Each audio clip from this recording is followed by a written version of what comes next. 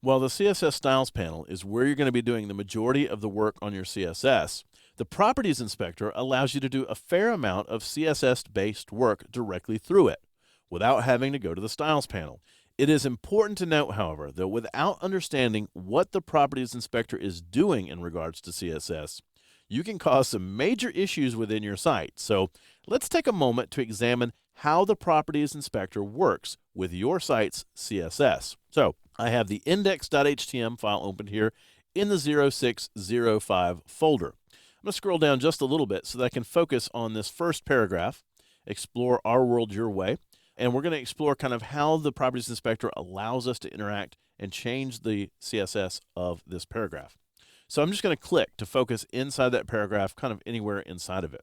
Now in the Properties Inspector, I need to focus on my CSS properties, so I'm going to click the CSS tab and make sure that's highlighted and not the HTML tag. It's pretty easy to tell because we get some formatting attributes here in place of the other items that we were seeing in HTML.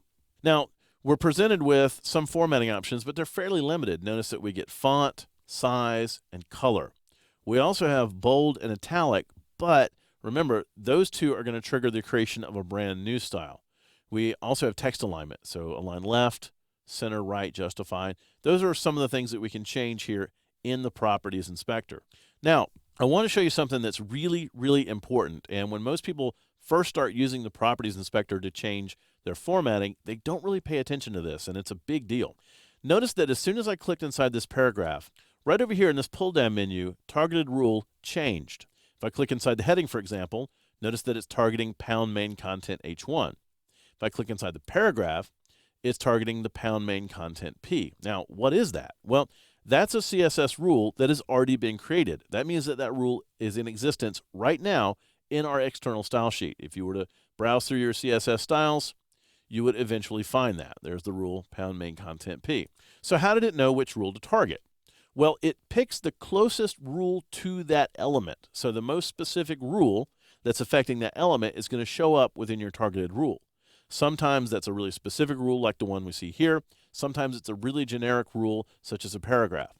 Now, what that means is that any change that you make to these formatting properties over here will affect that rule. Now, that's not always going to be what you want. So you do have the ability to grab this pull-down menu and choose any rule. You'll find classes down here. Those would allow you to actually apply the class to the paragraph, by the way, not change it.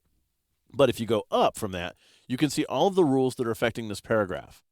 There's pound main content P. Well, I could shift that so that it was affecting just that generic targeted P rule as well. So it's up to you to either use the default one that comes up or to choose your own.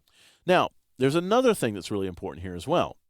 A lot of people assume that based on the targeted rule they're seeing here, that these properties come from that specific rule. That's not true. Notice if I hover over the font, I get a little tooltip that comes up that says, hey, the property font family is inherited from the rule body. Size, if I hover over that, says that's coming from pound main content P, and that's our targeted rule. Finally, if I hover over color, notice that that says, hey, that's coming from the rule P. So those three values are coming from three different selectors. So if you were to change one of those properties, it's not going to be guaranteed to be changed in the targeted rule. It's going to be changed in whichever rule it's found in. So in this case, if I change color, it's going to go back and change that within the paragraph rule. It's not going to add that to the pound main content P. Let's see that in action. So if I go here and click on this color chip, I can choose any color I want. I can even type in a color, but there's something really cool you can do here in Dreamweaver. Check this out. Let's say I wanted to use one of the colors in my interface. I could click on the color chip, move my mouse, and I could move it over any area of the interface, even photographs. So let's say I wanted to pick up the purple color from her shirt. I could go ahead and choose that, and now my paragraphs are that purple color. Well, notice again that if I hover over that color chip, it tells me that the property color is being inherited from the rule P. So instead of just changing all my main content paragraphs, let me scroll and I'll show you what I'm talking about. I changed the color of all my paragraphs. So all my paragraphs have that purple color to it. So using the Properties Inspector to speed up your CSS workflow does make a lot of sense, but as you can see, you really need to be aware of how the changes you are making might be affecting styles elsewhere in your site. As your command over CSS grows and you get more comfortable structuring the styles within your site, you'll find the Properties Inspector an indispensable part of your day-to-day workflow. Initially, however, I really want to caution you to be careful when using it so that you don't make unintended changes either throughout your site or perhaps in targeting the wrong selector.